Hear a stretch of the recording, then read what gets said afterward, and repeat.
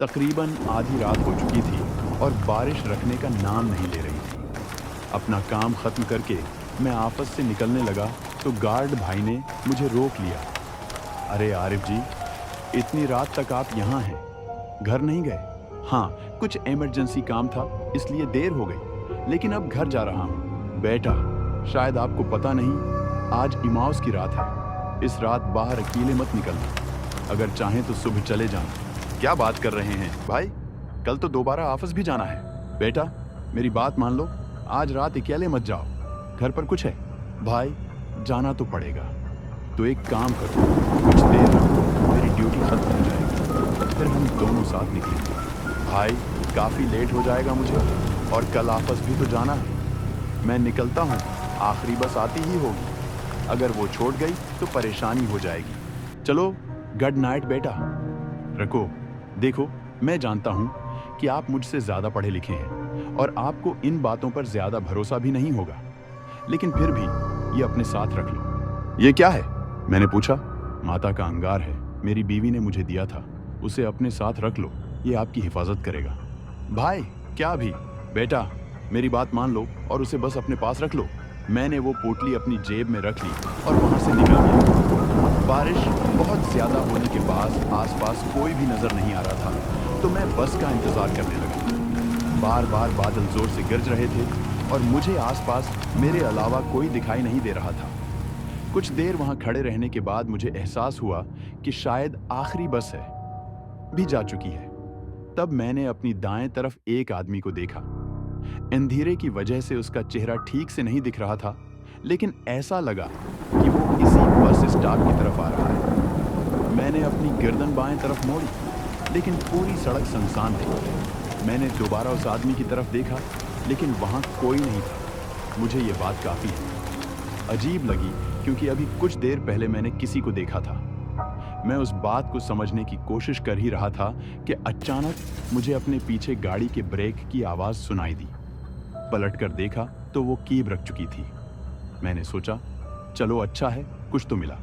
मैं कीब में जाकर बैठ गया और ड्राइवर को अपना एड्रेस बता दिया, SBI कॉलोनी। कैब थोड़ी ही दूर आगे बढ़ी थी कि मैंने ड्राइवर से पूछा, अरे भाई, ये आते हुए कोई आदमी दिखा था?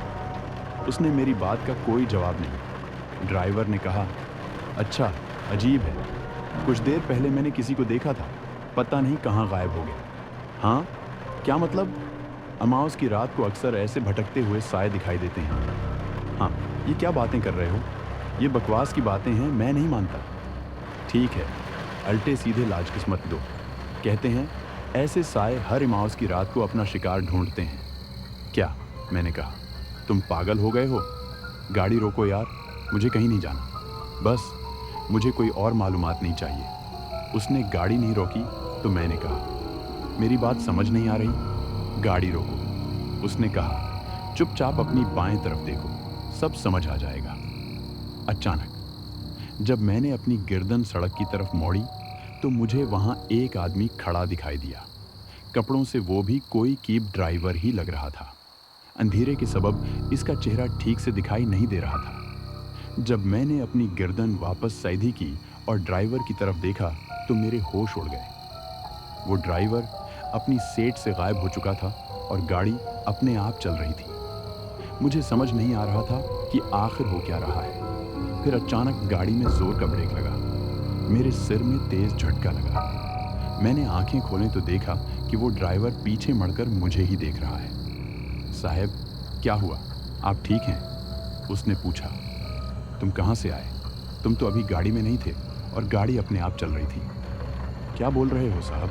होश में तो हो, देखो, पागल मत बनाओ। मुझे अभी कुछ देर पहले तुमने कहा था कि आज मेरी मौत तय है और फिर तुम गाड़ी से गायब हो गए। कैसी बातें कर रहे हो साहब? भला मैं आपसे ये सब क्यों कहूँगा? छोड़ो, रहने दो। मैंने बात ज़्यादा नहीं बढ़ाई और कैब से बाहर निकल गया। अगली सुबह डाइनिंग टेबल पर बैठे हुए मुझे अपनी जेब से वो माता के अंगार वाली पोटली मिली, लेकिन अब उसका रंग काला हो चुका था। ये बात मुझे काफ़ी अजीब लगी, क्योंकि कल रात तो उसका रंग सरख था। इसी दौरान मेरे एक ऑफिस कोलीग का फ़ोन आया। हेलो, कहाँ हो? घर पर हूँ, ऑफिस के लिए निकलने वाला हूँ। क्यों? आते हुए पुरानी फैक्ट्री वाला रास्ता लेकर शमशान आ जाना। शमशान क्यों? मैंने पूछा। अरे वो गार्ड भाई थे ना। हाँ, कल रात एक एक्सीडेंट में उनकी मौत हो गई। क्या? मैंने कहा। हाँ, शायद किसी कीव ने टिकर मार दी। मेरे कोलिग की बात सुनकर मेरे होश उड़ गए। मुझे यकीन नहीं आ रहा था कि ऐसा कैसे हो सकता है। इसी दौरान मेरी नज़र वापस इस पोटली पर गई। मेरे आंखों के सामने सब कुछ साफ हो गया। मैं समझ गया कि अगर उस रात मेरे पास वो पोटली नहीं होती तो आज मैं जिंदा नहीं होता।